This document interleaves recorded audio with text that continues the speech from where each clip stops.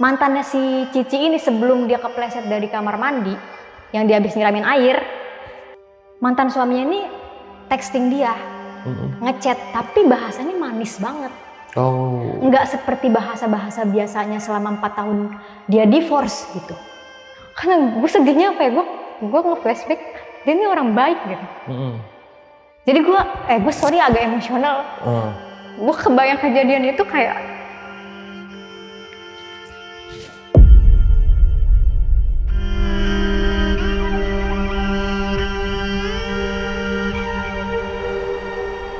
itu mantan suaminya berkali-kali secara berkala ngajakin rujuk. Tapi Cicinya nggak pernah mau. Dia bangun kaget dalam keadaan hujan petir malam-malam. Itu di balik gorden bening, jadi gorden tebelnya itu kebuka, dalam posisi kebuka.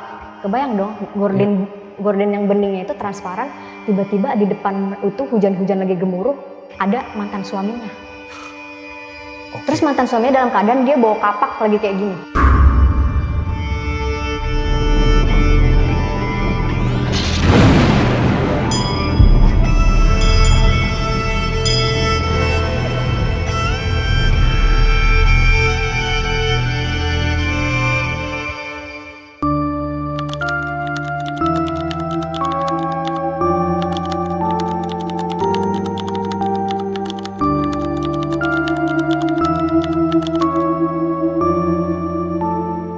Halo teman-teman di rumah, malam ini ada cerita sihir dari mantan suami. Jadi korbannya ini sampai meninggal dunia ya, yang kena sihirnya ini. Dan yang bakal nyeritain malam ini, orang ini bakal nyeritain nih malam ini, teman gue sendiri, dia bakal nyeritain karena dia itu ikut berperan penting dari awal gejala itu muncul sampai meninggalnya korban ini.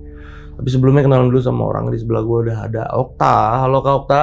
Hai. Woi, akhirnya. Thank you again. Datang lagi Kak Okta kesini buat ceritain ini. Kak Okta, ini katanya cerita baru aja kejadiannya, belum lama ya? Belum lama, 2 tahun lalu lah ya. 2 tahun lalu, baru banget. Dan sayang sekali temennya Kak Okta ini harus berpulang lah ya. Karena nggak tahu tiba-tiba banget ya katanya ya. Itu sangat mengagetkan, dar-der-dor banget, gue kaget itu. Dan ya yang maksudnya yang ikut kena dampaknya nih, katanya sampai kabur-kabur ke luar negeri juga. Sampai bukan nyebrang pulau lagi, nyebrang benua. Nyebrang benua sampai lari ke luar negeri loh, saking ini terornya. Jadi ya harusnya ini ada, emang tadinya satu target kan ya? Satu target doang. Setelah target ini meninggal ya jadi malah kemana-mana ya. Merembet kemana-mana ke orang-orang yang bantuin dia kayaknya. Iya, dan ada beberapa orang yang sampai kabur ke luar negeri. Ya pokoknya nanti diceritain detailnya gimana, Kak Okta ya. Nanti diceritain pokoknya dari awal sampai akhirnya gimana. Dan buat temen-temen yang penasaran sama ceritanya Kak Okta, nonton video ini dari awal sampai habis, jangan di skip-skip karena video malam ini bakal seru banget, bakal serem banget. Dan buat yang mau cerita, datang langsung sini. Gua berapa kali bilang yang mau cerita itu caranya gampang, kalian tinggal klik link di deskripsi di bawah video ini, lu langsung nyambung ke WA tim kita yang nggak pakai ribet-ribet lagi. Kak Okta, ini langsung kita mulai ya ceritanya.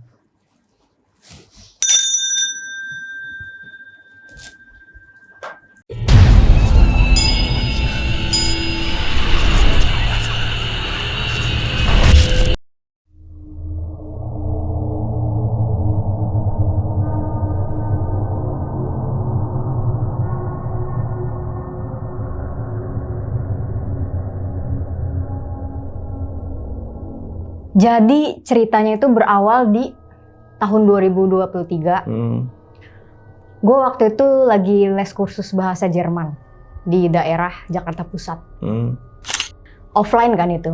Jadi dalam satu kelas isinya ada 16 orang.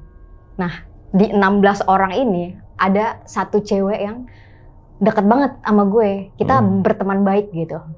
Berhubung dia ngekosnya deket tempat kursus, jadi gue sering main ke kosnya dia beberapa kali lah ya. Jadi udah kita deket.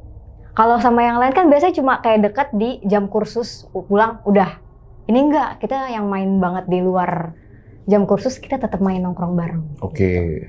By the way, dia namanya Tiara, teman gue ini, teman sekelas gue. Selain dia kursus bahasa Jerman bareng gue, dia juga ngelatih renang. dia pelatih renang. Oke. Jadi memang udah kliennya tuh banyak. Jadi pulang kursus ngelatih, ngelatih. Ada one moment, kita nih kerja kelompok, ada tugas kelompok. Yang tugas kelompoknya berpasang-pasangan. Ya gue kan deket sama dia.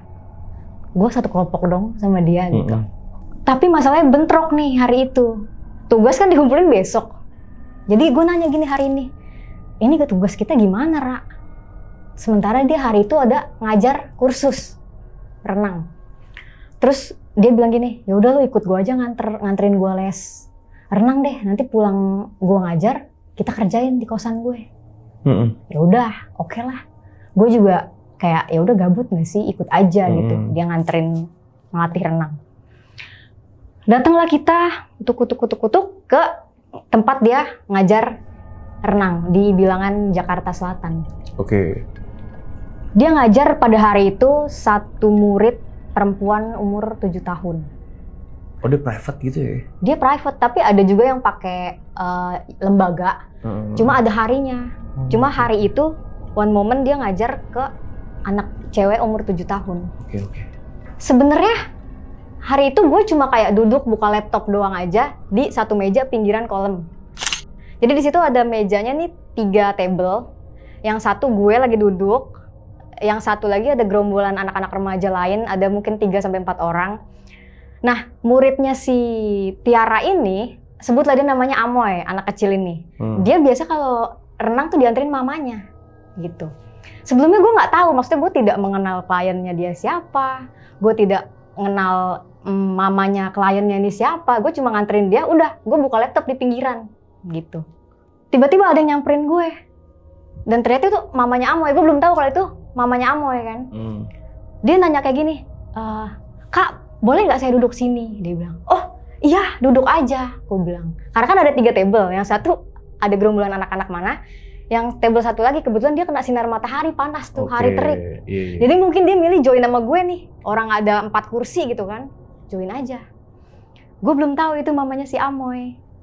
Pas sesi renangnya Tiara berakhir, mereka naik dari kolam, si Amoy nih nyamperin table gue. Terus dia negur orang sebelah gue. Oh ternyata, oh ini mamanya. Dari situlah baru tuh kenalan, saling kenalan. Oh ini temennya Tiara, iya. Dari situ kita kenalan, dia sebut aja namanya Ci Alin. Ci Alin. Iya. Dari situ udah nih pertemuan pertama, jadi kita udah kenal ya, karena ketidaksengajaan itu. 3 hari kemudian ngajar lagi, jadi ceritanya. Si Tiara ini tidak berniat ngajak gue. Cuma gue bilang, gue pengen ikut deh, gue sekalian renang boleh nggak? Ya udah ikut aja, nggak apa-apa. Dia ngajar si Amoy lagi, by the way hari itu, selang 3 hari ya kan. Gue ikut lagi sama Tiara, hari itu berenang. Udah, tapi pas one session dia masih ngajar Amoy, ngelatih Amoy, gue udah naik duluan nih. Ketemu lagi sama Ci Alin, teguran, hai Ci apa kabar gitu. Dari situlah pertemuan kedua, gue ngobrol-ngobrol sama Ci Alin. Kita kayak small talk aja, kayak saling tektok. Dia nanya gue tinggal di mana, background gue, lalalala. Dia cerita juga, dia nih cuma punya anak Amoy. Aku nih single parent, tak, dia bilang. Di sini aku cuma datang ke sini kalau si Amoy latihan renang aja. Oke. Jadi itu di sebuah apartemen Bilangan Kebayoran Baru, tapi rumah dia di Pik. Jadi dia kalau misalkan latihan si Amoy baru dia datang ke apartemen gitu. Sebelum pulang, Ci Alin bilang gini sama Tiara, Rana kita ketemu lagi Selasa depan ya, ajak Okta lagi aja, katanya gitu. Oh iya Ci, aman, kata Tiara gitu kan. Ya udah, berselang minggu berikutnya di hari Selasa, berarti kan gue udah 3 kali pertemuan nih sama si Ci Alin, udah kenal, dong, ya. Udah cerita-cerita juga dan lain-lain. Hari Selasa itu session Tiara ngajar si Amoy, gue duduk di pinggiran. Jadi kita udah kayak yang, Ci apa kabar, gimana hari ini? Dia datang utuk-utuk ke gue, dia bawa kayak krim salep gitu. Dia bilang ke gue, tak aku boleh minta tolong nggak? Apa Ci? Gue bilang, ini kayak belakang aku agak ruam deh, aku tuh alergi dari kemarin, aku gatel-gatel. Oke. Dia bilang gitu. Terus gue bilang, oh boleh, mana salepnya? Dia buka outernya kan. Dia kayak pakai singlet, top singlet gitu. Gue lihat di belakangnya, itu tuh ada kayak memar lebam besar. Gue bilang gini, ini Cici gatel-gatel doang. Gue bilang gitu. Terus dia bilang, iya gatel-gatel doang nih semalaman, kata dia. Ini kayaknya aku mau ke dokter deh abis ini nih, abis sesi amoy, katanya gitu. Tapi ini ada lebam, Ci, lumayan besar. Kayak sebesar telapak tangan orang dewasa. Kayak habis dipukul ya? Iya, di bahu kiri bawah. Gue bilang gini sama si Cici, Ci, ini nggak sakit? Enggak. Oh. Dia berasa, dia cuma gatel-gatel aja sekujur badannya, dan itu secara berkala kayak 5 menit sekali, 10 menit sekali. Dan memang ada bintik-bintik ruam. Oke. Tapi untuk yang telapak tangan sebesar tangan orang dewasa itu, warna merah, agak pink-pink gitu, dia nggak berasa sakit atau nggak berasa ngilu, enggak. Dia cuma berasa gatal-gatal udah tok gitu. Terus gue bilang, ya udah Ci, ini kayaknya Cici ke spesialis kulit aja deh, coba dicek. Iya, nanti dicek tak pulang dari ngajar amoy, katanya. Oke, udah nih. Jadi hari itu kejadiannya cuma dia badannya gatal-gatal. Dan dari sinilah cerita itu bermula. Minggu berikutnya ketemu lagi sama si Cici itu. Dia bilang kayak gini, tak, kalau misalkan saya oversharing, nggak apa-apa, dia bilang gitu. Oh, kenapa Ci? Ini anyway, dia tuh backgroundnya adalah kayak independent woman, single parent, yang sudah divorce sama suaminya sejak 4 tahun lalu. Oke. Gitu. Dan dia di Jakarta tidak punya teman, dia tidak punya circle apapun. Dia berasal dari Surabaya, Cina Surabaya. Nah, dia cuma di Jakarta cuma bertiga sekarang. Dia, anaknya amoy, sama adeknya. Adeknya masih kuliah di Bilangan Jakarta Barat. Jadi dia benar-benar tidak punya siapa-siapa. Orang tuanya, kedua orang tuanya udah nggak ada juga gitu. Jadi dia cerita gini, tak, sorry to say ya, mungkin aku oversharing atau aku overthinking. Tapi kayaknya kalau menurutku, aku kena sihir deh, dia bilang. Oh. Terus gue bilang gini, kok Cici bisa bilang kayak gitu? Kenapa? Jadi saya kemarin dari dokter. Dokter tuh tidak mendiagnos saya kenapa-napa. Saya cuma gatal-gatal biasa aja dan dikasih antibiotik beserta salep. Cuma setelah malamnya saya dari dokter, itu semakin parah gatal-gatal saya, tak. Terus kamu tahu, semalam saya dimimpiin, tak, katanya. Dimimpin apa, Ci? Jadi dia mimpi, dia tidur, dia nih, kepalanya dia ini berhadapan ketika dia bangun langsung ke jendelanya dia. Full window yang dari atas sampai bawah, terus gorden gitu kan. Nah, double gorden, ada gorden yang transparan. Jadi dia mimpi, dia bangun kaget dalam keadaan hujan petir malam-malam. Itu di balik gorden bening, jadi gorden tebelnya itu kebuka, dalam posisi kebuka. Kebayang dong, gorden yang beningnya itu transparan, tiba-tiba di depan itu hujan-hujan lagi gemuruh, ada mantan suaminya. Terus mantan suaminya dalam keadaan dia bawa kapak lagi kayak gini. Tapi dia nggak berbicara apa-apa, dia cuma kayak tatapan kosong di balik gorden itu, bawa kampak. Terus si Cici langsung di dalam mimpi itu, dia kayak mikir, apa nih? Dia kaget dong. Abis itu dia terbangun dalam keadaan kayak, apa nih? Gue kenapa nih? Kok gue selama bertahun-tahun dia pisah sama mantannya, nggak pernah kayak begini. Bingung dia. Dia bingung, nggak pernah ada kejadian kayak gitu. Ditambah lagi, pas pagi harinya, dia menemukan di toilet kamarnya dia ada gumpalan rambut, Bang. Gumpalan rambutnya panjang. Dan itu tidak mungkin rambut dia, itu yang pertama. Kenapa? Bukan rambut dia? Rambut dia nggak panjang. Jadi gumpalan rambut panjang ini, dia sempat fotoin pada waktu itu. Gumpalan rambut panjang, dia kikisin satu-satu. Jadi satu helainya gitu dikikisin sama dia. Oh, ditarik ya? Iya. Oh, ini sepanjang, ini bukan rambut saya. Rambut dia berarti Rambut dia segue, agak pendek dikit. Oke. Dan rambut dia bukan yang hitam, naturally hitam gitu, enggak. Bukan full black. Agak blonde gitu ya? Agak blonde gitu. Dia yakin pertama itu bukan rambut dia, bukan rambut anaknya, bukan rambut ART-nya. Oke. Dia cerita kayak gitu hari itu di kolam renang. Pas dia abis cerita kayak gitu, dan dia yakin dia kena sihir, itu langsung gemuruh. Yang hari tadinya cerah, dia langsung gemuruh. Petir, nggak selang berapa lama, 10 menit kemudian hujan. Aduh. Akhirnya session berenang diberhentikan, naik ke kolam semua. Kayak gitu, udah hari itu berakhir. Maksud gue kayak di situ gue mikir, lu terlalu pendek ambil kesimpulan gitu kan. Itu kan cuma mimpi. Terus rambut siapa tahu aja mungkin lu teledor abis nge-gym, lu stres gara-gara gatel-gatel, rambut lu rontok gitu, udah. Gue berpikirnya tidak yang kesana dulu nih, enggak. Udah akhirnya kita pulang, gue ceritain itu ke Tiara. Si Cici nih gini loh, dia mimpiin mantan suaminya, terus dia nemuin gumpalan rambut. Terus si Tiara bilang gini, itu ini aja kali, dia lagi kecapean, halu atau apa gitu kan. Jadi di luar jam berenang anaknya, di luar jam berenang Amoy, gue ini nggak kontekan langsung sama Cici. Jadi Cici ini kontekannya sama Tiara. Tiara nyampein ke gue. Jadi kita tuh ditelepon sama Cici besokannya. Cici ngajak nongkrong. Oke. Di luar jam berenang nih. Iya. Terus Tiara bertanya-tanya, emang kita sekarang udah sedekat itu ya sama si Cici? Katanya gitu kan. Kenapa dia jadi ngajak kita nongkrong di luar jam berenang nih? Ya mungkin mau cerita aja kan, dia kan gak punya temen di Jakarta gitu kan. Ya udah, boleh deh nongkrong lah kita hari itu siang-siang kan, kita janjian di luar sambil makan tanpa Amoy. Langsung to the point dia bilang, saya mau minta saran deh sama kalian. Jadi Tiara nih case-nya, Cici udah tahu kalau Tiara nih tahu cerita dia yang gue ceritain di kolam renang pada hari itu.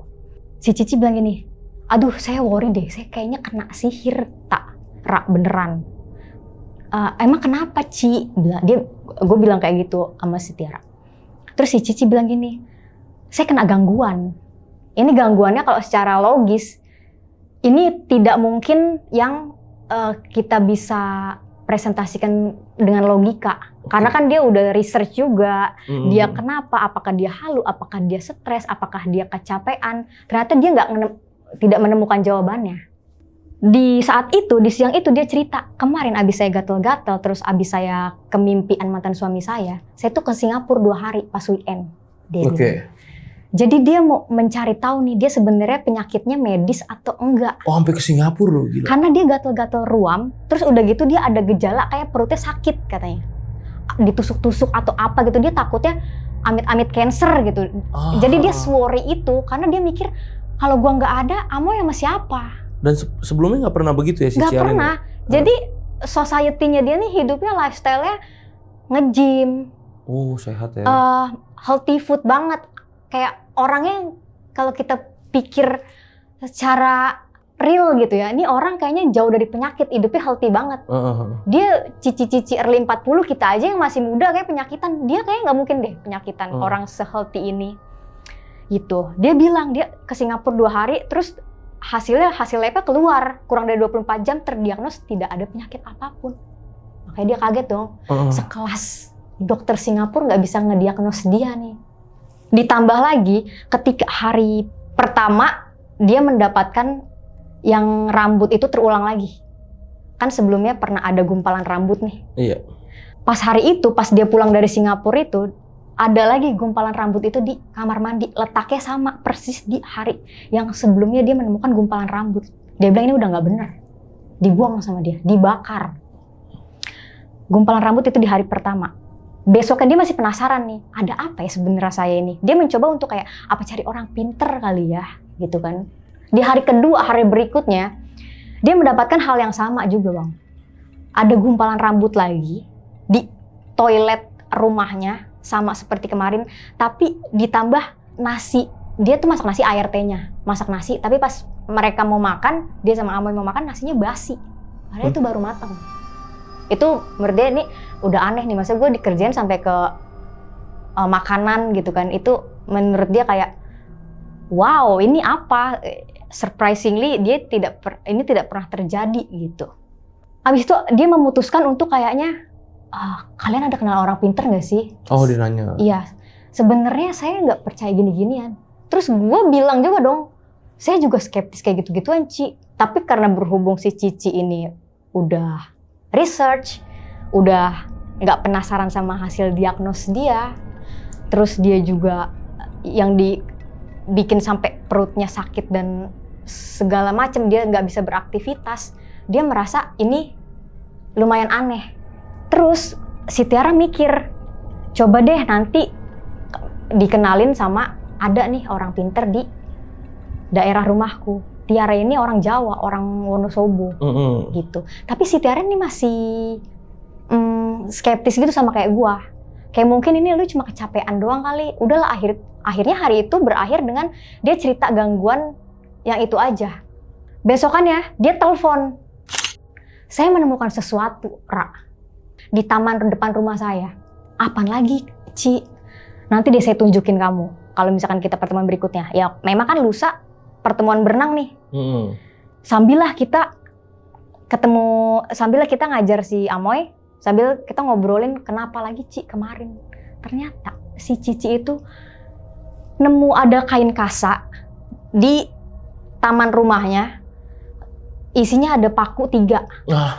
Tapi karatan semua pakunya. Dibungkus pakai kain kasa. Jadi menemukan itu ART-nya.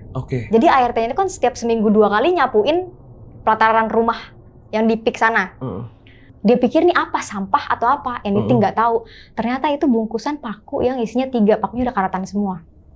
Difoto sama dia, abis itu udah ditaruh di dekat karpotnya dia tuh masih diamanin dia karena dia nggak tahu itu apa, gitu.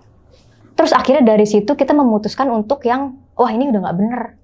Soalnya secara logika ya, ini kita gambarin daerah rumah dia itu klaster yang nggak mungkin orang asing masuk.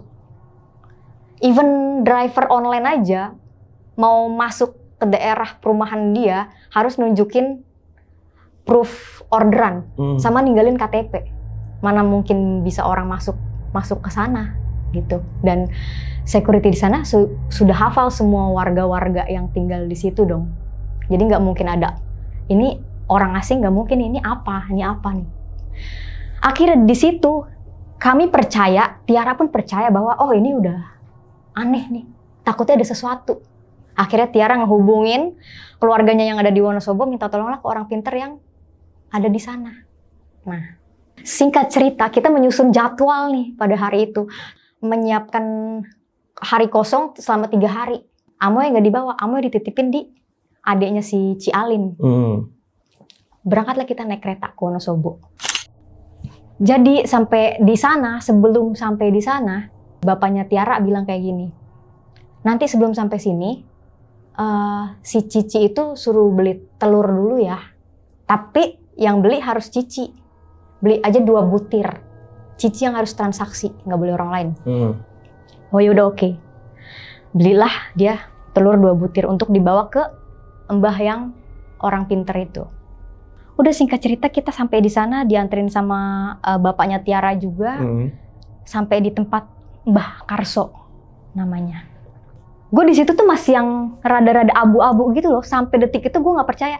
Ini beneran magis, magic, or anything. Tapi gue kayak coba deh lihat sih gitu.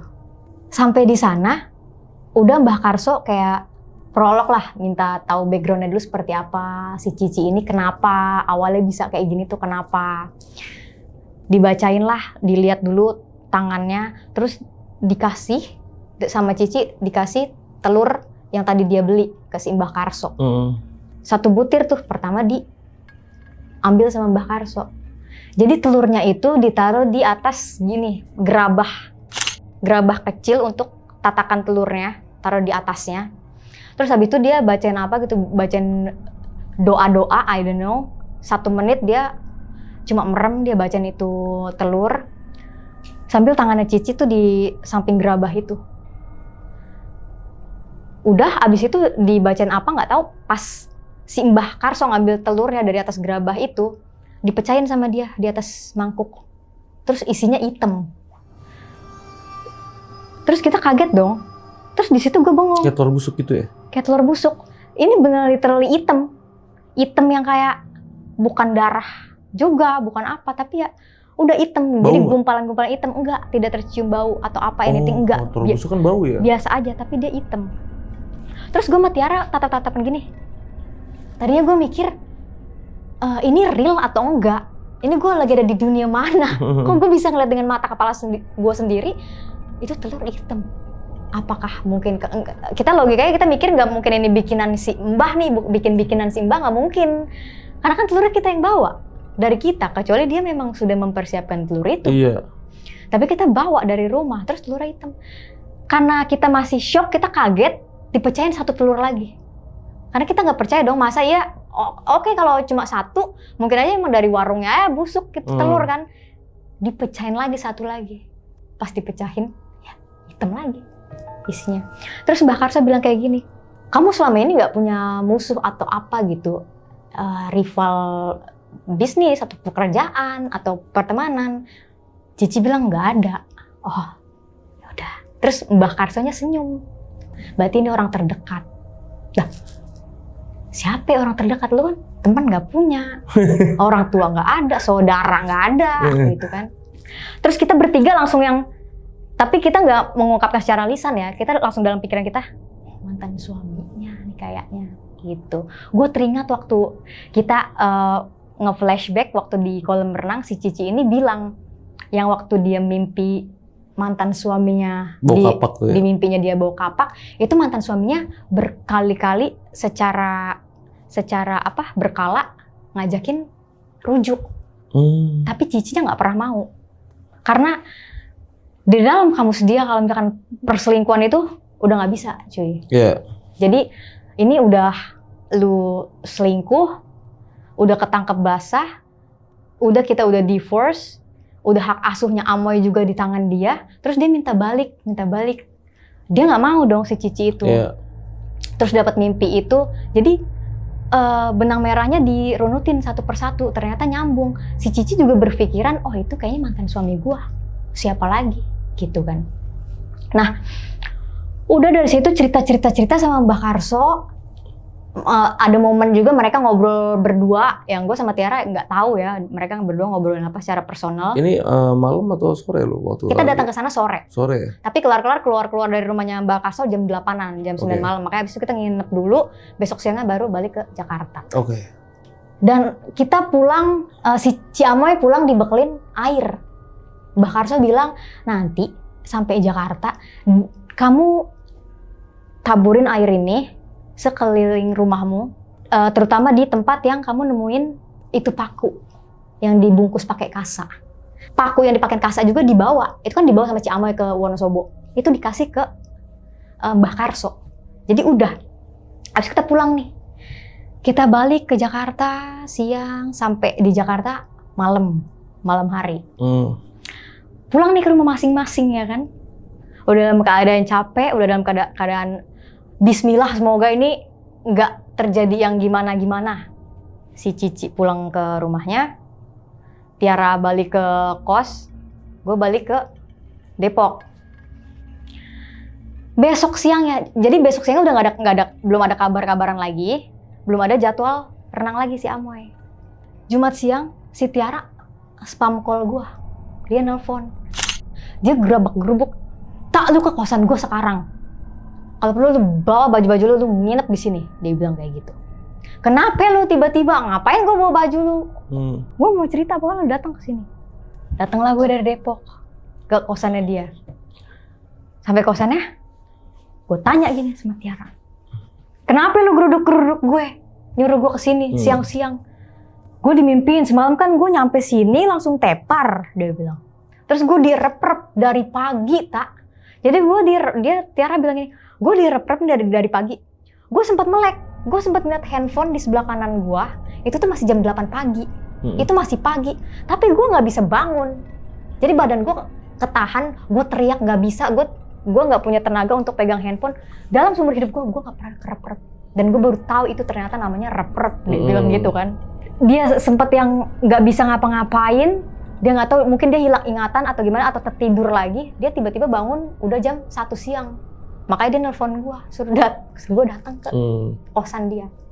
Nah, nginep lah gue dari Jumat malam pertama. Gue bilang gini, lu nyuruh gue nginep di sini buat nemenin lu takut kerep-kerepan lagi? Gue bilang, iya sih, feeling gue bakal kerep-kerepan lagi nih, makanya gue nyuruh lu di sini biar nemenin gue. Oke.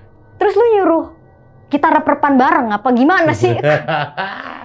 Ya, iya lagi anjir. Kalau lu rep-repan terus gue bisa apa? Kita ngapain gitu? Udah lu di sini aja lah, tuh besok juga libur, kita masih libur nih, Senin nih baru masuk nih. Udah, apa-apalah.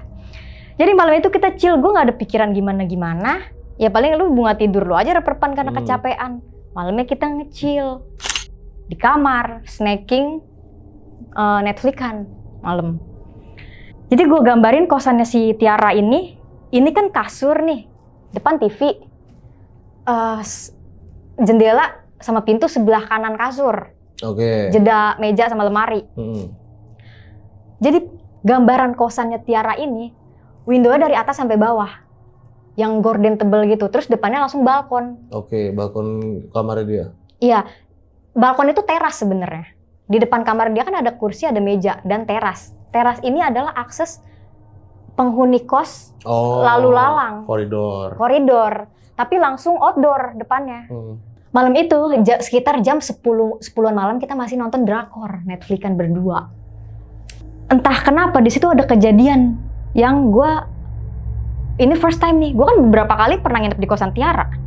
Dan gue tahu kayak atmosfernya di kosan dia kayak gimana, tetangga-tetangga kosannya kayak gimana. Dan ini tipikal dia kosan yang semi eksklusif, yang warganya masing-masing. Ya, lulu gue.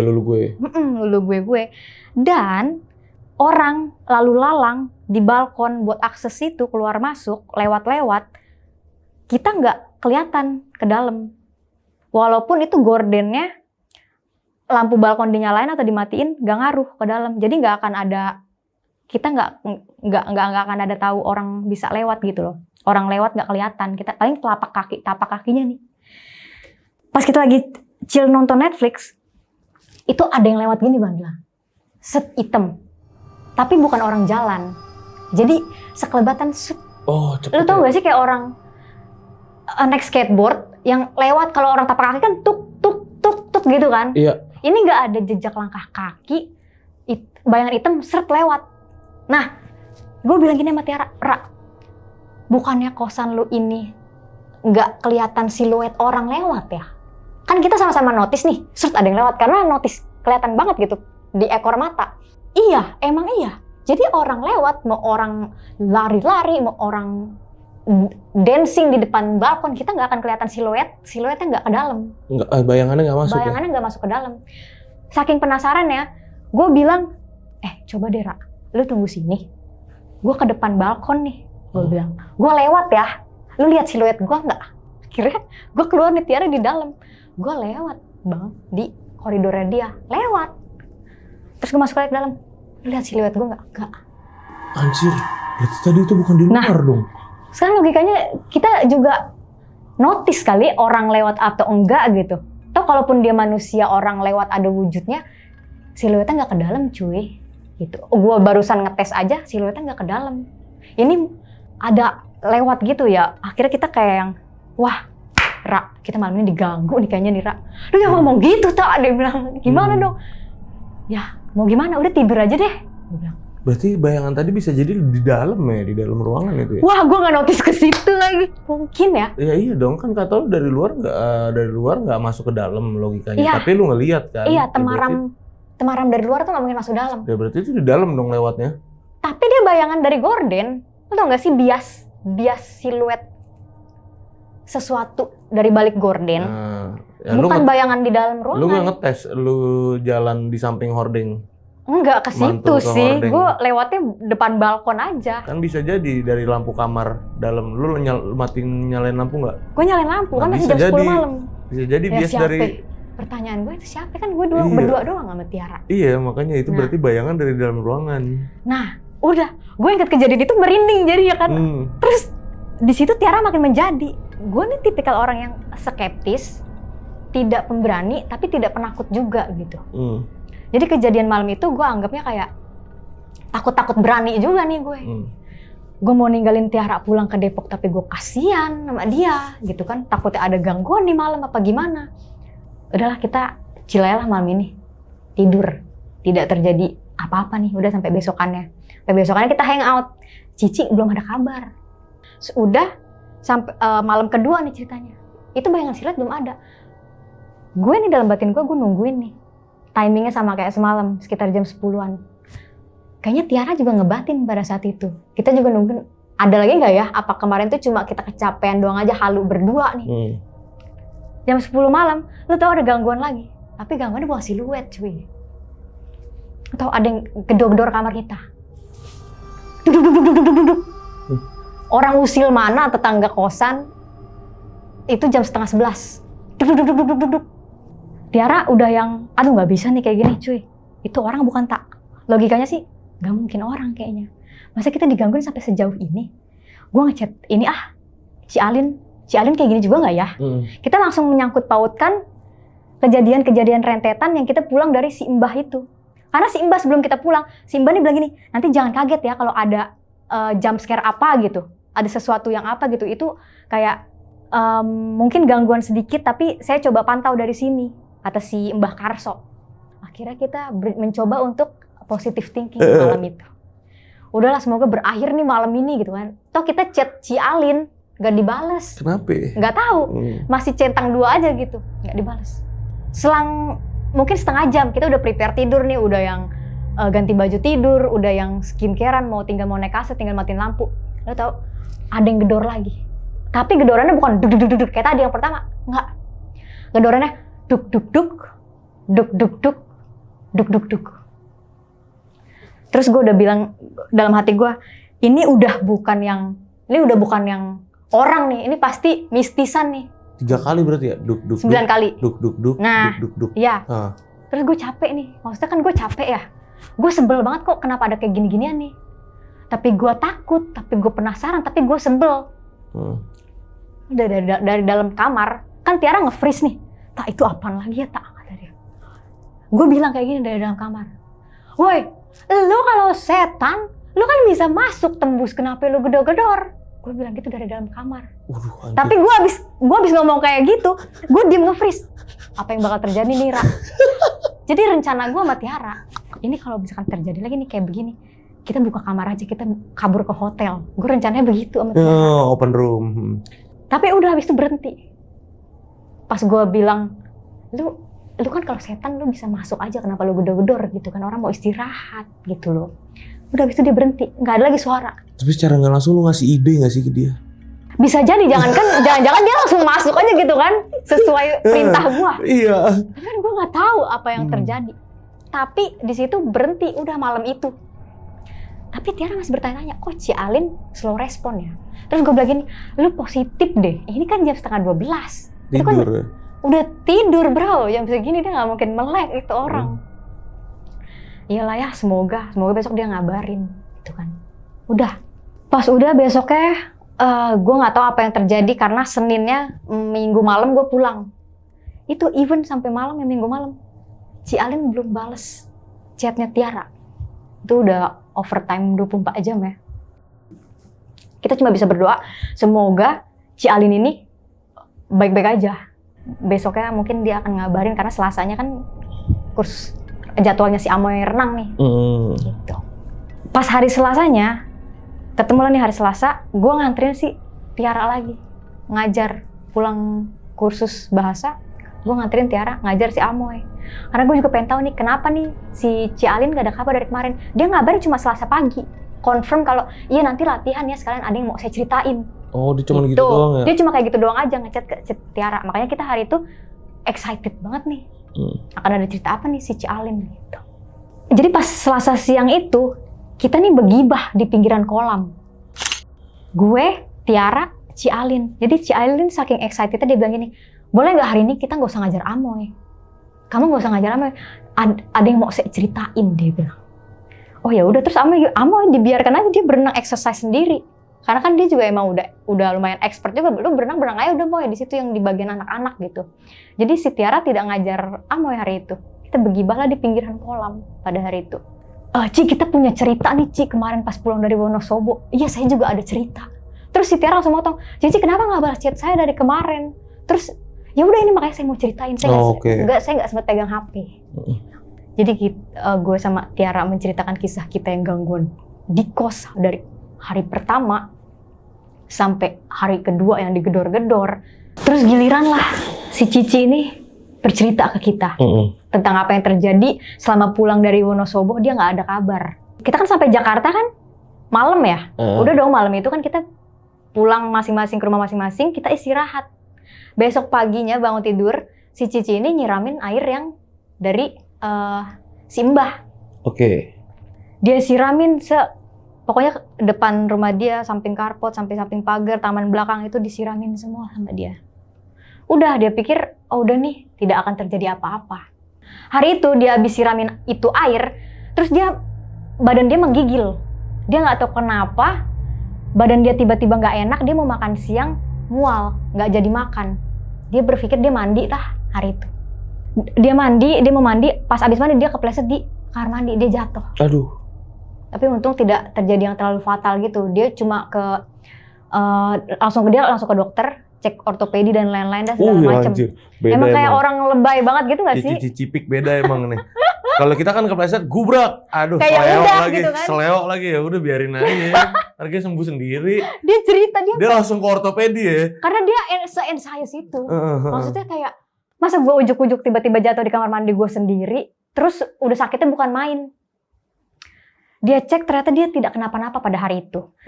Tapi udah berangsur-angsur kayak ya udah biasa aja deh. Dia mencoba hari Sabtunya dia nge-gym. Oke. Amoy tinggal sama ART-nya di rumah. Karena hari itu dia masih nggak enak kan badannya, tapi dia mau nge-gym gitu kan, mungkin biar buat nge-refresh lagi badan dia selama seminggu dia nggak nge-gym nih waktu sebelum ke Wonosobo. Dia nge-gym, dia naik ojol ternyata hari itu. Nggak nyetir dia karena badannya masih nggak enak. Udah dong.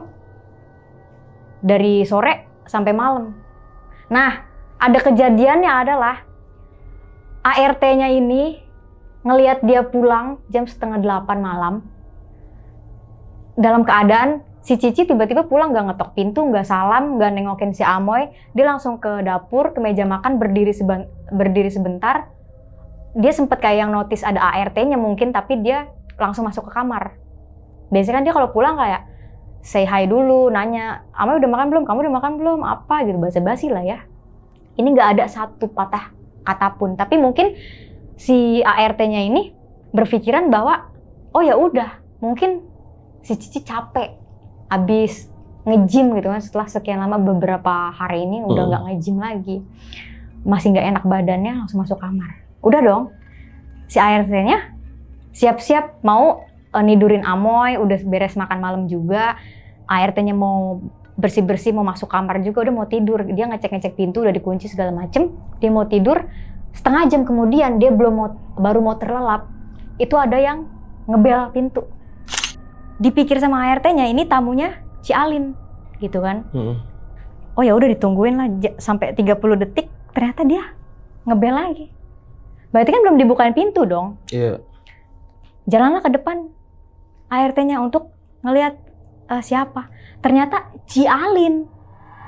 Kaget tuh dia. Tapi dia bingungnya adalah, ini Ci Alin kan udah masuk kamar nih. Yang pertama dia udah pulang papasan di meja makan tapi nggak negor. Iya. Kenapa ini Ci Alin lagi? Terus dibukainlah pintu. Tapi Ci Alin kan sebenarnya megang pin lock door ini kan. Oh iya bener. Lu ngapain ngetok? Anehnya. Kan lu bisa langsung masuk. Tapi ternyata dikunci slot sama ART-nya. Jadi ya dia tetap nggak bisa masuk. Jadi ya udah, dia tetap masuk. Dan Ci Alin tuh bawa tentengan goodie bag gitu loh. Dan dia datang dengan ceria, dia negor. Ini kenapa dikunci tumben? Loh, Ci, ini beneran Cici kan? Kata ART gitu. Loh, apa sih kamu? Ya aku lah, kata dia gitu kan. Bentar Ci, dilihatin dari atas sampai bawah sama ART-nya. Dia mikir dong.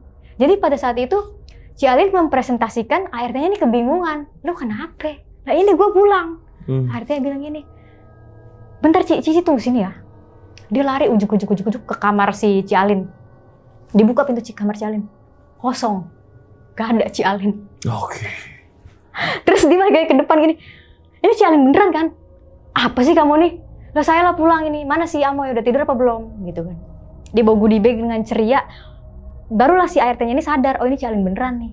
Gitu kan, negor segala macem, bawa goodie bag seceria itu gitu kan. Oh badannya mungkin udah enak, pulang nge-gym udah fresh.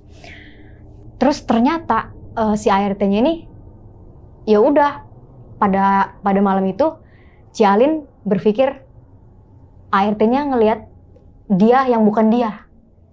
Karena sebelumnya udah ngeliat Ci Alin duluan. Itu kejadian yang pertama.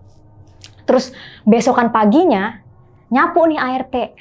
Pas minggu paginya nih, ART-nya nyapuin teras-teras yang di depan rumah itu yang ada sampah-sampah dedaunan dan lain-lain segala macem. Lo tau apa yang dia temukan si ART-nya tuh? Dia laporan, "Bu, saya nemuin ini lagi." Dia nemuin gumpalan rambut yang sama persis sebelumnya pernah ditemuin sama ART-nya waktu nyapu juga. Terus udah dong si Cici kayak yang udah, aduh saya jadi gimana gitu ya. Dia bilang pada saat itu dia mikir, berarti kita masih digangguin ya? Kenapa kamu juga ikut digangguin ya, Ra? Tak gitu kan? Ya kita berpikirnya adalah kita kan bareng-bareng ke sana. Ya gue nggak tahu apa mungkin bias yang ngerjain kita ikut juga ke Tiara, ikut juga ke elu. Terus malamnya juga abis nemuin gumpalan rambut dia dimimpiin lagi ada sosok mantan suaminya malam-malam. Tapi malam itu dia nggak pakai kapak. Tapi ada bayangan mantan suaminya di atas mukanya dia. Itu di atas mukanya dia persis pas dia tidur. Jadi dia kebangun jam 4 pagi, dia kebangun dia udah nggak bisa tidur lagi sampai pagi. Itu dia ngeliatin mantan suaminya pas banget di depan mukanya dia pas dia tidur. Ini kalau gangguannya terus berlanjut kayak begini gimana ya? Apa saya coba untuk menghubungin mantan suami saya baik-baik ya? Apa saya coba untuk menghubungi mantan suami saya baik-baik ya? Win-win gitu. Solution ya? Iya, karena kan kita udah kepikirannya tertujunya ke sana nih. Karena pas kita pulang dari Wonosobo ini, mantannya si Cici ini sebelum dia kepleset dari kamar mandi, yang dia habis nyiramin air, mantan suaminya ini texting dia, ngechat, tapi bahasanya manis banget. Nggak seperti bahasa-bahasa biasanya selama 4 tahun dia divorce gitu. Gue nggak tahu komunikasinya seperti apa, cuma dia mempresentasikannya adalah ini mantan gue manis banget dia. Dia udah nggak yang ngedonder minta rujuk, nggak yang ngedonder minta ketemu si Amoy, enggak. Tapi dia cuma kayak nanya, kamu apa kabar? Sekarang di mana? Gimana Amoy kegiatannya, lancar-lancar kalian semua? Gitu. Terus si Cici berfeeling kayak ini aneh nih kayaknya mantan laki gue, dia nggak mungkin semanis ini, gitu. Dan kita menarik kesimpulannya, Tiara asbun, dia bilang kayak begini, Ci, kayaknya ya mantan suami Cici ini udah notice kalau Cici ini sadar kalau Cici disihir sama dia, kena sihir dia, gitu. Jadinya mungkin di POV mantan suaminya adalah, wah lu udah sadar nih kalau gue bikin gue kasih sesuatu, gitu. Bener juga asbunnya Tiara ya. Karena kita runutin dari awal gitu loh. Ya udahlah Ci, kalau misalkan next-nextnya ada kabar kayak gimana, Cici langsung laporan ke Tiara aja biar Tiara nanti langsung laporin ke ayah sama ibu di kampung. Bilang kayak gitu kan. Ya udah iya makasih banyak ya sebelumnya gini. Akhirnya hari itu udah kita pulang. Gue berpikirnya sama Tiara adalah ini kalau misalkan gangguannya terus berlanjut kayak gimana ya, kasihan si Ci Alin. Besokannya si Ci Alin ngabarin juga dia sakit lagi, Bang Gilang. Dia nggak enak badan, dia katanya perutnya kayak ditusuk-tusuk. Terus dia bilang gini, menurut kalian saya harus balik lagi ke dokter atau balik lagi ke si Mbah Karso itu ya? Dia bilang kayak gitu. Ini saya udah kayak yang, aduh gimana ya kalau misalkan nanti saya kenapa-napa, Amoy gimana? Selalu itu yang dia pikirin, kayak gitu kan. Pikiran anaknya ya? Iya, kasihan banget. Itu seminggu berjalan, 2 minggu, 3 minggu. Gue masih sering ketemu Ci Alin, cuma dia tidak yang se-ekspresif biasanya. Dia udah yang mulai kayak terbiasa. Gue selalu update kayak, Ci masih ada yang gangguan apa gitu nggak Ci? Oh enggak lah, kayak ya udahlah tak gini-gini aja, gitu. Waktu berjalan, abis itu si Amoy session renangnya abis. Terus Tiara bilang, si Amoy ini nge-pause dulu. Kita nggak ngajar si Amoy. Oh ya udahlah, nggak apa-apa, maksudnya memang sessionnya udah berakhir pada hari itu. Dan kita pikir ini udah nih, udah selesai. Tapi ternyata si Alin ini sakit. Tapi dia kayak yang nggak bilang ke kita, nggak update ke gue, nggak update ke Tiara. Oke. Session berakhirnya si Amoy juga udah nggak ada lagi kursus renang. Itu udah during 2 minggu. Jadi kita kayak, oh ya udah lu sebatas lu klien, gue pernah bantuin lu pernah jadi klien gue. Pas udah selesai sessionnya, udah gitu kan. Iya. Udah berselang 2 minggu kemudian, si Tiara nyuruh lagi gue datang ke kosannya. Suruh nginep, terus gue nanya gini, ada apa lagi Ra? Apakah ada something wrong, something happen? Pokoknya lu datang aja ke sini. Ya udah, gue datang dong. Pas gue datang dia cerita. Jadi malam itu dia direp-rep sama sosok laki-laki di depan mukanya dia pas dia lagi tidur. Aduh. Terus dia keinget sama ceritanya Ci Alin yang terakhir kali kita ketemu di kolam renang, dia pernah direp-rep juga sama seorang sosok yang sama persis. Tapi sosok ini yang datengin si Tiara, dia sambil teriak, pulang. Ya, teriaknya pulang. Jadi makanya dia shock kan. Pada saat itu dia shock, makanya dia kepikiran pas dia bangun dia langsung kontak gue. Terus gue tanya kayak gini, Ci Alin ada kabar nggak? Gue bilang, gak ada. Lah kita kan udah lolos 2 minggu, udah habis sessionnya si Amoy. Pada hari itu, pas gue nginep, kan malamnya si Tiara ini direp-rep. Paginya gue datang ke kosan Tiara, malamnya gue nginep. Sebelum malam itu, bapaknya Tiara dari kampung ngabarin Tiara. Oke. Dok, kamu di mana? Katanya gitu. Di rumah, di kosan Pak. Kenapa? Jadi bapaknya si Tiara ini dari kampung bilang, Mbak Karso nih kesini. Tadi sore dia ngabarin. Coba minta update kabarnya si Cici itu, si Ibu Alin itu. Gitu. Emangnya ada apa Pak? Kata si Tiara bilang kayak gitu kan ke bapaknya. Coba tanya dia baik-baik aja nggak? Gimana kabarnya? Cuma bilang kayak gitu aja. Bapaknya si Tiara. Si Tiara bertanya-tanya dong, ada apa nih? Dia nyoba ngontek si Alin, itu udah nggak diangkat, udah nggak ada kabar. Itu mungkin ada di telepon, di kontak belasan kali. Malam itu ya, itu sekitar pukul 8:30, jam 8-an lewat. Kita berpikir untuk gimana ya, kita mau datengin rumahnya Ci Alin, kita nggak tahu rumah dia letaknya di mana. Kita cuma tahu akses kontak ke dia doang. Kontak ART-nya kita nggak tahu, kontak adiknya yang kuliah kita nggak tahu juga.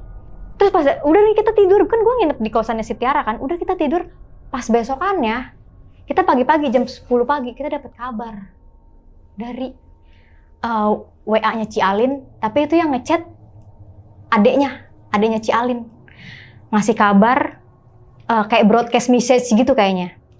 Jadi Ci Alin itu meninggal. Ya anjir. Jadi gue sorry agak emosional.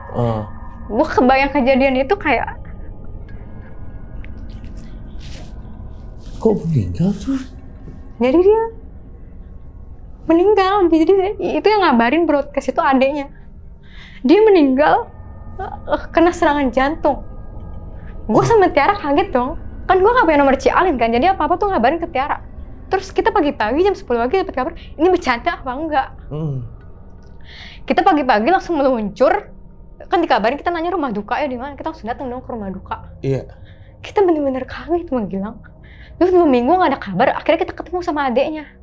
Kita ceritain lah kronologi kita yang ngebawa Ci Alin ke Wonosobo, ngebantuin ini, ngebantuin itu. Kita dapat gangguan bareng-bareng. Terus ya adeknya kayak, oh ya udah, dia juga sempat diceritain juga sama almarhum gitu kan. Adeknya juga kaget. Terus adeknya juga berpikir, iya kayaknya kakak gue emang kena magic nih, kena magis. Tapi dokter mendiagnosnya serangan jantung aja, gitu kan. Dan toh di hari itu pun pas kita ke rumah duka, mantan suaminya tuh nggak datang, nggak ada. Udah, gitu dong. Udah singkat cerita, Ci Alin udah nggak ada nih, terdiagnos. Karena gue sedihnya apa ya, gue nge-flashback, dia ini orang baik gitu. Terus gue discuss kan sama Tiara. Ya, kayaknya Tiara kalau nonton bakal komen sih. Gitu, gue discuss tuh sama Tiara kan. Kita ngerasa feeling guilty dong. Iya. Pastilah. Iya dong, karena kan dia nggak punya keluarga, dia nggak punya temen juga di Jakarta. Tapi kan seenggaknya lo udah nyoba bantu gitu, lo berdua. Betul. Nah terus, gue discuss sama Tiara. Apa yang, lu ingat gak sih Tay, kemarin malam bokap gue nyuruh kita ngabarin Ci Alin, apakah dia baik-baik aja? Itu ternyata, jadi sebelumnya kita nge-flashback waktu kita di Wonosobo, Mbah Karso ini bilang, dia ini tahu sebenarnya ini tuh gangguan dari mana. Cuma mungkin kode etik orang-orang yang bisa ngelihat kayak gitu kan, dia nggak mungkin nyebutin secara spesifik ini loh orangnya gitu, enggak ya. Mbak Karso ini sempat bilang, menawarkan untuk kayak, ini mau dibalikin aja nggak ke orangnya. Oh gitu. Iya. Tapi Almarhum bilang pada saat itu gak usah. Oh baik banget ya. Jadi dia bilang kayak, saya tuh pengen tenang aja Mbah. Maksudnya ini kalau misalkan oke, kita bisa balikin ini, cuma nanti saya nggak tenang nih, berkepanjangan. Entah mungkin karmanya ke anak saya, ke adik saya gitu. Dia cuma pengen, udah ini di stop aja sampai di sini. Gangguannya jangan lagi ke saya, jangan ke anak saya, jangan ke adik saya. Dan di situ kita tahu bahwa, ingat gak waktu pertama kali dia nemuin paku di bungkusan kasa? Itu kan ada 3 paku ya. Itu paku itu tuh mengincar ke Cialin, ke Amoy, ke adeknya. Oh gitu. Karena ada 3 dan itu pakunya karatan semua.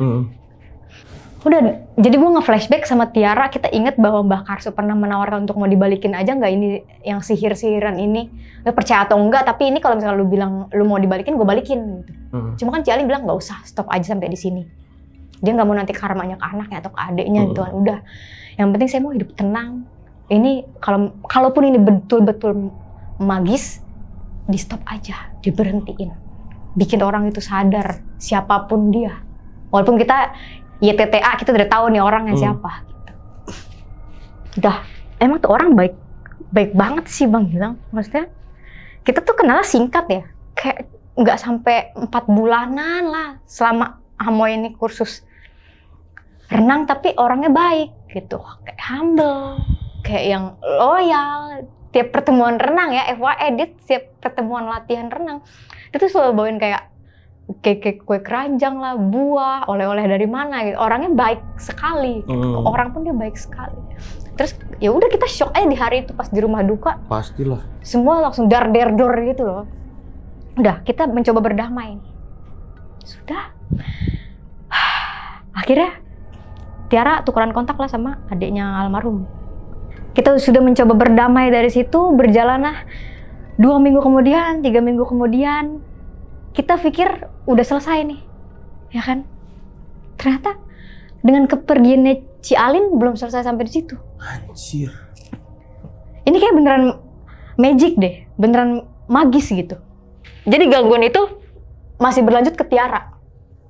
Kita nggak ngerti ya sebenarnya ini masih runut dengan kejadian sebelumnya atau enggak. Tapi kita tarik garis kesimpulannya adalah ini nggak pernah terjadi sebelum-sebelumnya. Iya. Jadi kejadian pertama, kita kan waktu itu habis pulang ujian nih. Pulang ujian kursus bahasa Jerman, itu selesainya maghrib. Habis maghrib.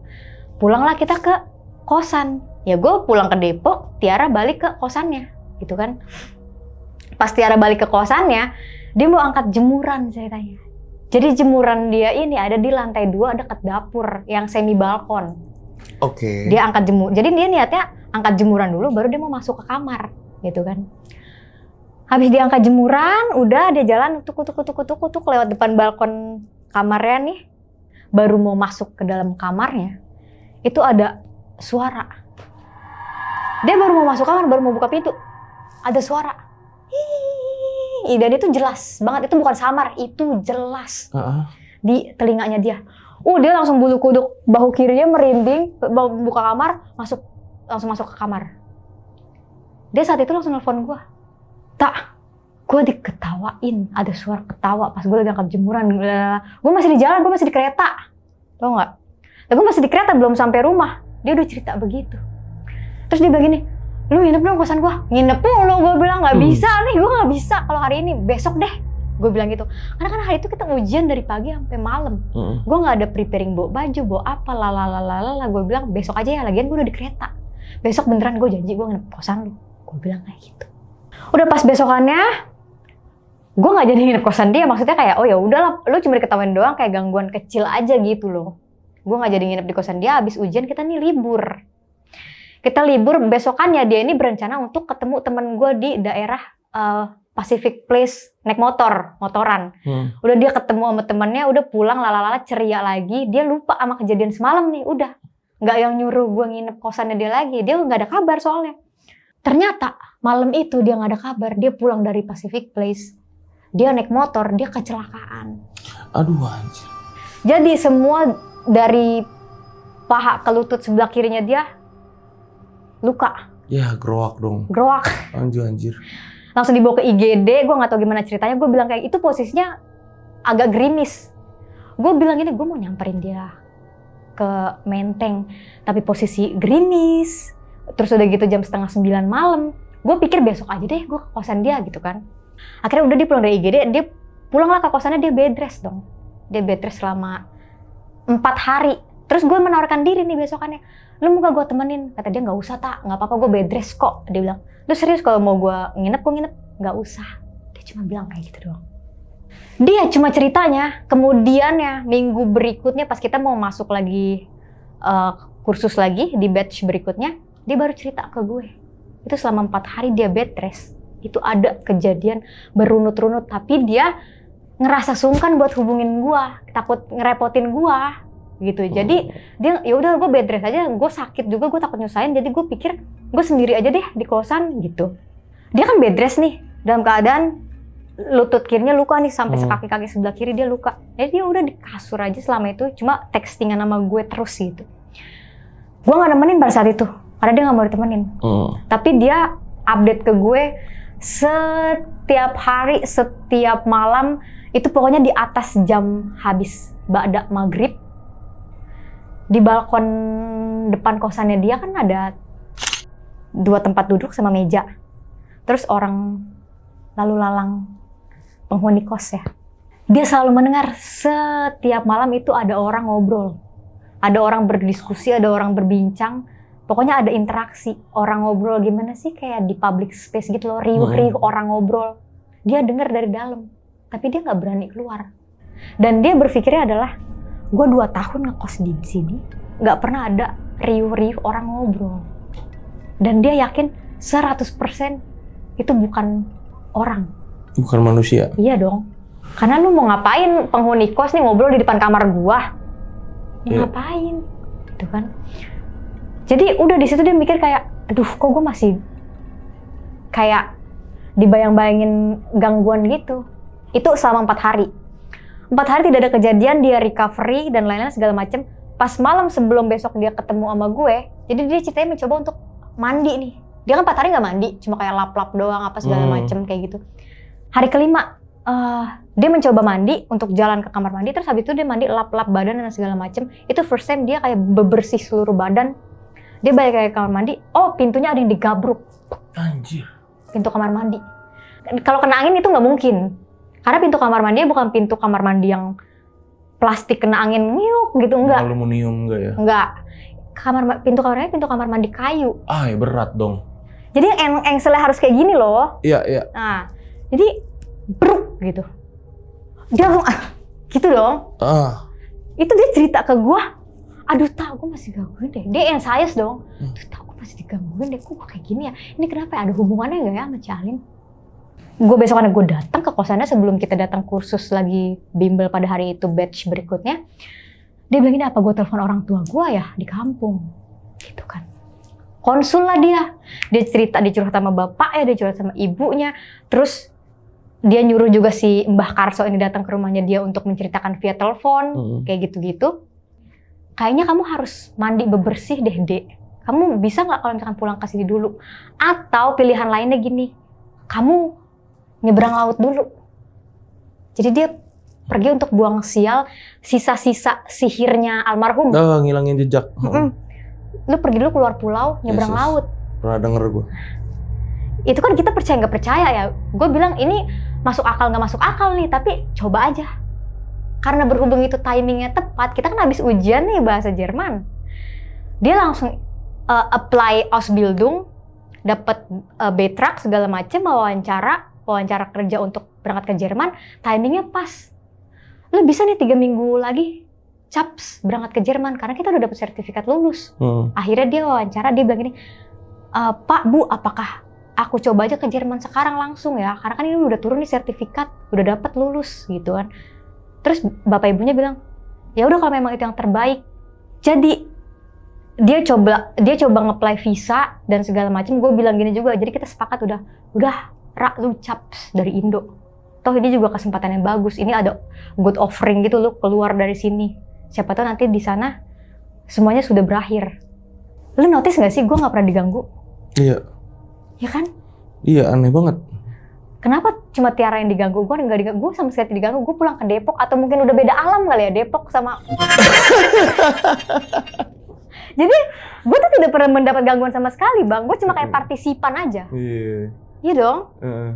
Setelah ketiadaannya almarhum Ci Alin, yang masih digangguin ini Tiara. Gitu. Karena ada offering yang bagus, gue bilang udah fix lu terbanglah ke Jerman. Nanti kalau misalkan lu terbang ke Jerman, gangguan lu hilang, gangguan itu ke gue, baru gue nyusul. Benar. Bener dong. Kan gue sama ini gak dapet gangguan. Gue pulang ke Depok aman-aman aja. Gue mandi, gue tidur, gue apa. Rapper pun gak pernah sama sekali. Suaminya si Ci Alin orang mana? Mantan suaminya? Kan dia Chinese, dua-dua. Iya, orang mana maksudnya? Tinggal di mana? Di Jakarta lah. Masih di Jakarta juga. Tuh mau di mana? Mampus lu setan Jakarta lu. Susul nyebrang ke Depok. Ke Jerman lu. Oh, ke Jerman. Iya, jauh, Pak. Pakai visa dulu kan dia. Dia gak kena. Terus akhirnya 2 minggu kemudian, long story short, Tiara pamit lah sama gua, sama keluarga dan lain-lain. Jadi sempat pulang dulu ke Wonosobo selama 4 hari. Dia pulang, dia packing, lain-lain. Pas visanya udah di-approve, balik lagi ke Jakarta, dia pamit sama gue nganterin dia ke airport. Flight lah dia ke Jerman. Gitu. Oh iya, sebenarnya gue mau cerita juga, sebelum Tiara apply visa, 40 hari setelah kepergian Ci Alin, adiknya Ci Alin sama si Amoy pindah negara juga. Oh, luar negeri juga? Ya. Jadi karena dia takut kan dia sempat konsul juga sama Tiara sama bapaknya, sama yang Mbah Karso itu. Udah dari situ, adiknya almarhum Chaps dari Indo, Tiara juga udah Ausbildung ke Jerman, ya udah. Jadi lu aman ya? Gue aman. Gara-gara tinggal di Depok tuh? Mungkin beda pulau kan, beda negara gitu, beda planet. Jadi gue aman-aman aja. Gue update ke Tiara. Jadi Tiara ini pas dia landing di Jerman, dia ngupdate ke gue 2 minggu pertama, 3 minggu pertama, 1 bulan, 2 bulan. Gue bilang gini, itu gangguan masih nggak, Ra? Alhamdulillah enggak, Tak. Lu gimana? Aman gue. Maksud gue kayak, oh berarti gue cuma partisipan aja, tim hore gitu lah. Berarti sekarang Tiara di Jerman ya? Tiara di Jerman sekarang. Di mananya deh? Di Bayern. Oh, di Bayern. Oke. Gitu. Kalau si adanya Ci Alin juga di mana? Di Jerman Singapura. juga? Oh, di Singapura. Enggak di Bayern. Oh, beda. Udah pada nyebrang pulau udah ya? Pada Chaps. Nyebrang pulaunya ini masalahnya jauh banget kan, padahal lu ke Pulau Seribu juga nyebrang pulau. Nyebrang pulau ini nyebrang benua kayaknya kan. Nyebrang pulaunya elit ya, luar negeri gitu. Kak, berarti ini cerita yang ya belum lama kejadiannya, masih baru-baru banget ya. Masih membekas, tadi juga cerita masih emosional banget. Dan menurut lu nih ya, ini tuh sihir apa gitu? Pernah nyari tahu nggak atau pernah nanya ke Mbah Karso nggak apa gimana? Ini tuh sihir yang jenisnya tuh apa gitu? Oke, jadi nggak tahu ya ini tuh maksudnya jenis sihir apa? Lu pernah denger nggak sih sihir pring sedapur? Karena ini mirip-mirip sih. Jadi gejalanya nih kalau pring sedapur itu setelah target utama meninggal, dia bakal kena ke keluarganya yang lain, anggota keluarganya yang lain yang masih satu keturunan, garis keturunan. Bahkan sampai turunan seterusnya masih sampai kalau nggak sampai 12. Hah? Sampai 12 turunan. Ini kan lu nggak tahu, ini kan target utama. Iya, let's say turunan target utamanya si Ci Alin nih, target utamanya. Let's say kayak gitu ya. Nah, habis Ci Alin meninggal baru kena ke keluarganya yang lain, anggota keluarga yang lain yang masih satu keturunan. Masih satu garis nih. Nah, setelah yang satu garis meninggal, ntar tunggu lagi di bawahnya kena lagi. Sampai 12. Itu kemungkinan. Terus nangkalnya gimana? Kalau kayak gitu? Nggak tahu juga karena agak susah ya. Nggak pernah tahu gue juga kan, itu masih katanya. Nggak, semoga enggak deh lu. Nih ya, mantan suaminya almarhum Ci Alin, lu kalau nonton stop kalau kata gue. Ini nama asli ya Ci Alin ya? Nama asli ya Ci Alin ya? Enggak, beda. Enggak kan, disamarin kan, gue kirain.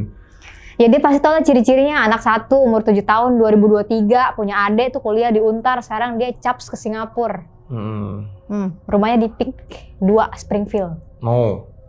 Di Springfield tuh. Kasih tahu rumahnya Ya Tete ya, kalau lu nonton siapa tahu. Iya, lu gila kali. Lu sebelum lu mati ya, sebelum lu die, lu stop deh kayak begini-gini nih. Dan Ini masih berarti kemungkinan kalau pernah pulang nggak adanya? Enggak, udah nggak Tiara pernah. pernah pulang nggak? Nggak pernah. Jadi pas kepergian almarhum Ci Alin 40 hari kemudian, dia ngabarin Tiara dan gue say thanks and say bye. Dia bilang kayak doa-doa yang terbaik aja ya buat. Nggak, si Tiara juga belum balik. Nggak pernah pulang lah, kan dia Ausbildung 4 tahun. Iya. Kalau program kayak gitu. Balik 2027, 2028. Oke, masih lama ya ntar dia balik ya. Gue suruh kesini nanti. Iya bener, seru cerita 2028. Iya, lu balik Nice. sini lu. Jangan nggak balik. Balik dong.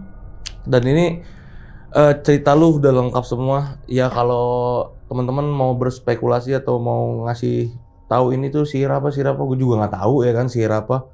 Ciri-cirinya tadi yang udah diceritain udah jelas banget ceritanya dari Kak Okta.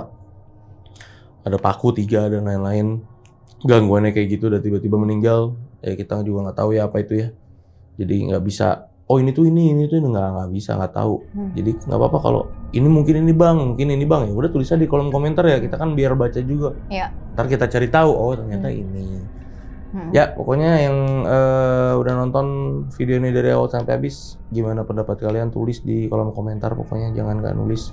Dan thank you banget Kak Okta udah nyeritain ini sama teman-teman di rumah dan sama gue juga ya. Thank you banget, pokoknya lancar selalu urusan-urusannya. Semoga tetap aman tinggal di Depok. Iya. Yeah. Karena belum pernah kena ya. Gue terbang ke Jerman juga ngikut Tiara. Jangan dong. Ntar nggak bisa cerita lagi di sini. Oke, thank you ya udah nyeritain ini semua. Dan yang mau cerita datang langsung sini tuh caranya gampang. Kalian tinggal klik link di deskripsi di bawah video ini, itu langsung nyambung ke WA tim kita yang nggak pakai ribet-ribet lagi. Oke ya. Di akhir video ini gue bilang izin pamit. Kak Okta juga izin pamit. Wassalamualaikum warahmatullahi wabarakatuh.